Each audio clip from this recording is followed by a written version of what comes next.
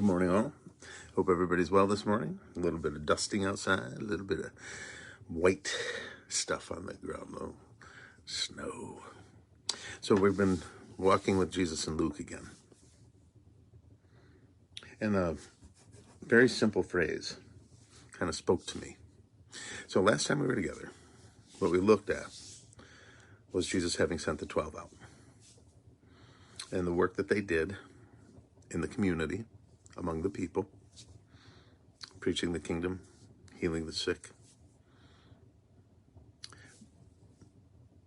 remaining in a particular place that would welcome them and be hospitable and who's offered them a peaceful lodge.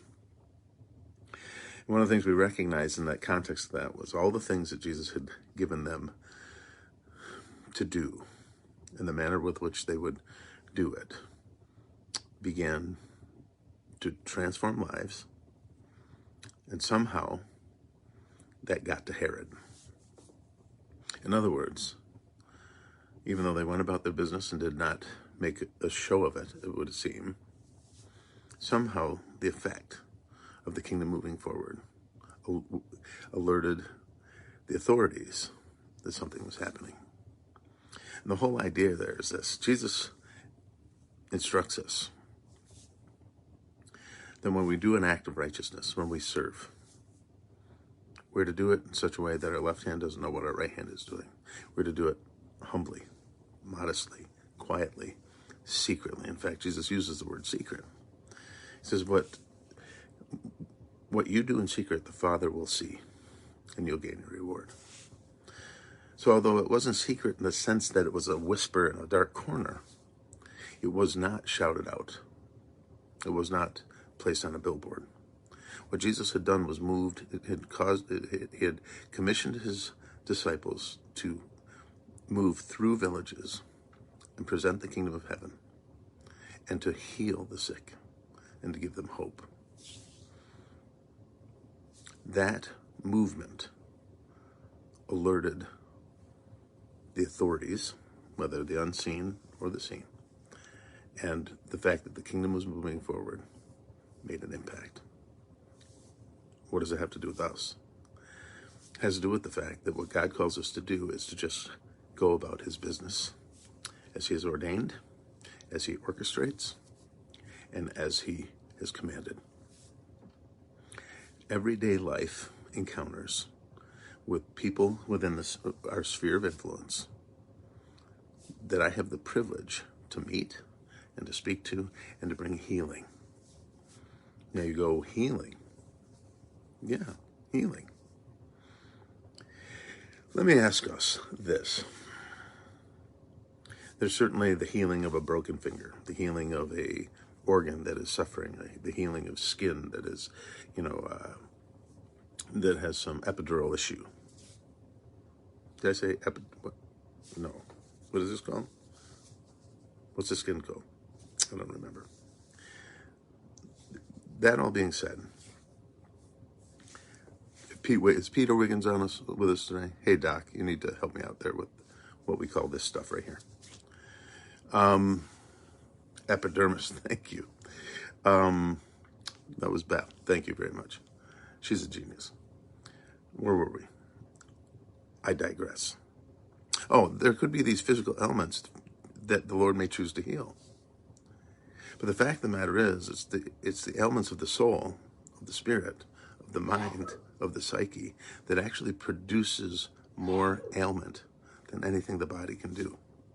And anything that is more profound than anything that happens to the actual physical body with regard to how it affects the body. And so although I believe that God can heal and according to his will and purposes will heal the physical self, I think more profoundly he's longing to heal the spiritual self, the actual soul, the actual life of the person. All healing will end at some point in regard to the physical self because the body will eventually die due to the effects of sin and brokenness. But the soul lives on. And so we bring healing when we can bring peace, hope, joy, purpose, significance, value, belonging, fellowship, koinonia. That produces healing. And that psychological healing, that mental healing, that spiritual healing also has a tendency to aid the body in its healing. And I'm not saying that they have to be there. Yes, the body can be healed. Yes, the spirit can be healed. But there is a holistic reality of the inner self and the spiritual self and the physical self. So when we bring a message of hope, essentially what we're bringing is a message of healing and restoration, forgiveness of sin, guilt, shame, the weight of consequence, the hopelessness of not being able to see beyond my fingertips, the wondering what happens to my life when I pass. Is there anything after this? And if there is, what is it?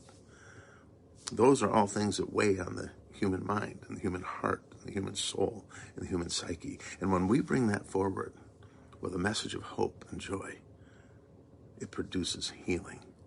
Do not underestimate this. And so what's happening is people are hearing about the kingdom and their lives are being transformed and healing is occurring. And done in an inauspicious way. That rises to the top. People hear about that. They see differences over the course of time, and they wonder. That's where we were. That's what's happening.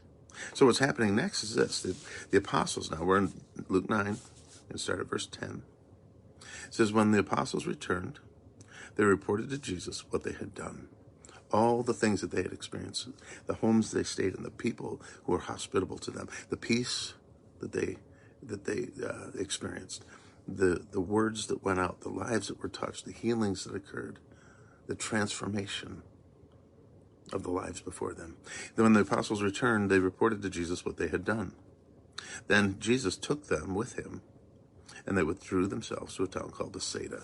And the purpose of this was for Jesus to give them rest, for them to enjoy each other's company for a period, to be recharged and to be restored. But, it says, the crowds learned about it and followed him. Jesus welcomed them. He was not annoyed. He wasn't put off. He didn't shoo them away. No, he welcomed them. And he welcomed them because the time is short. This is the moment. They have come into my presence. How will I engage? Will I be able to put the thing that I'm doing to the side for a moment and engage right here?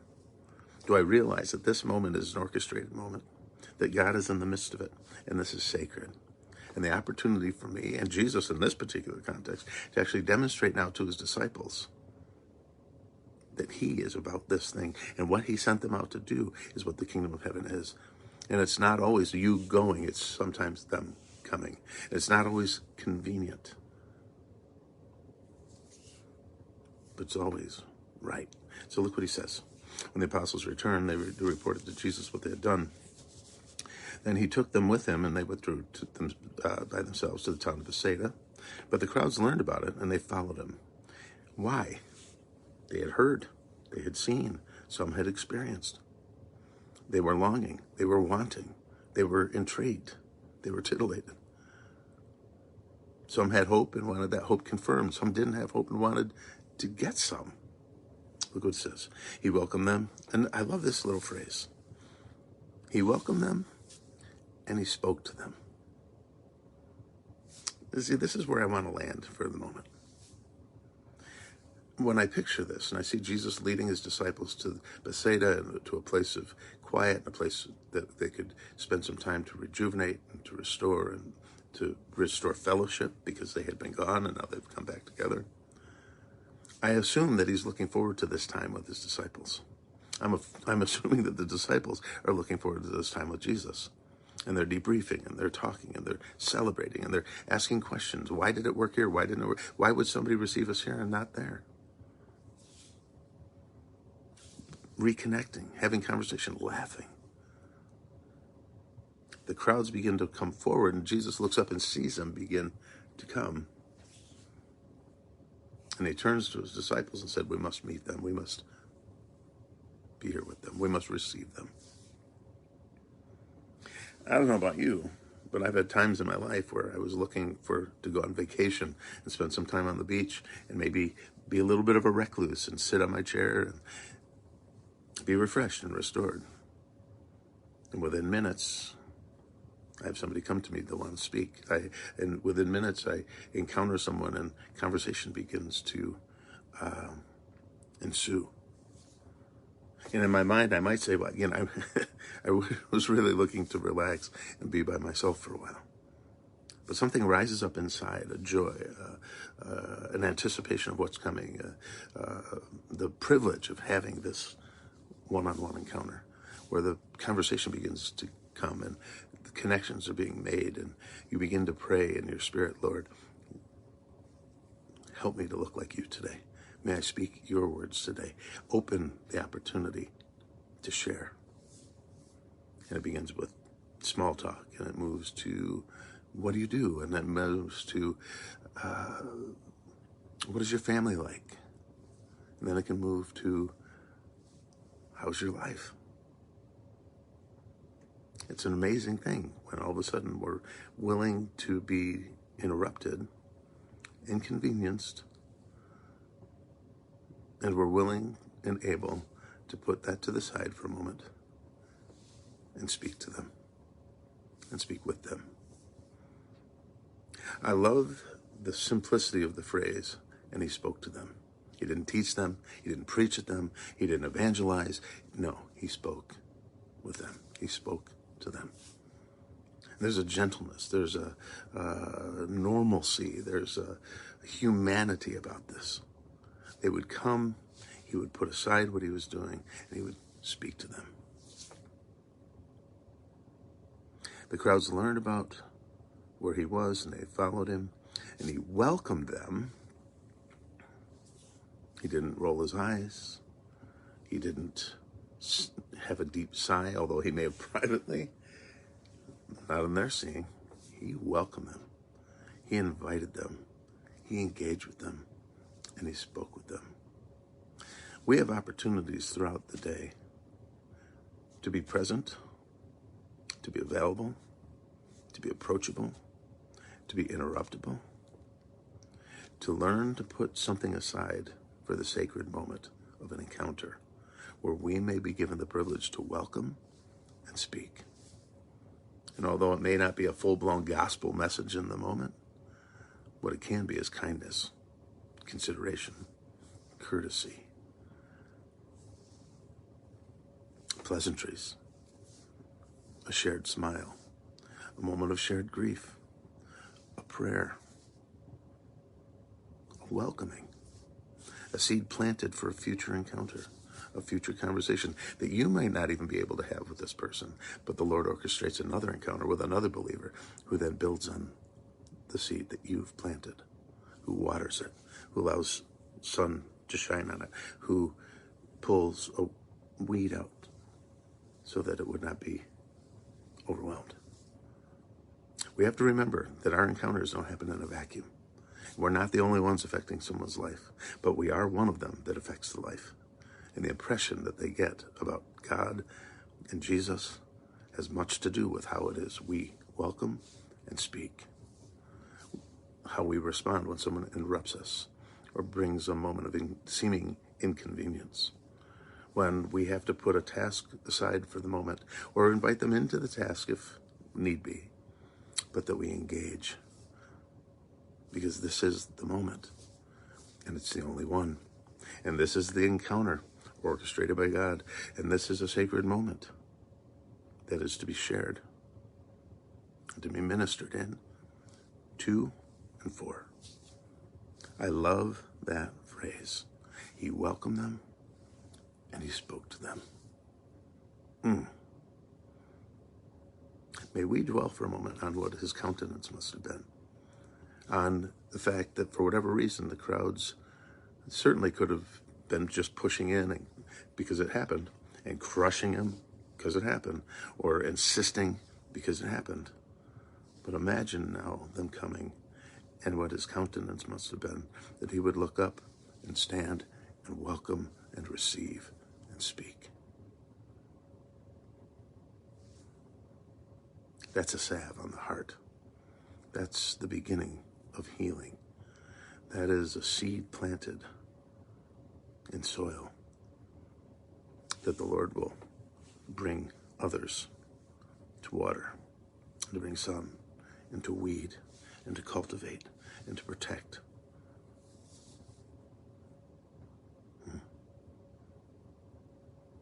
May we be willing, just like Jesus, who had this moment in mind, and he was being intentional with his men, and he was pulling them to the side,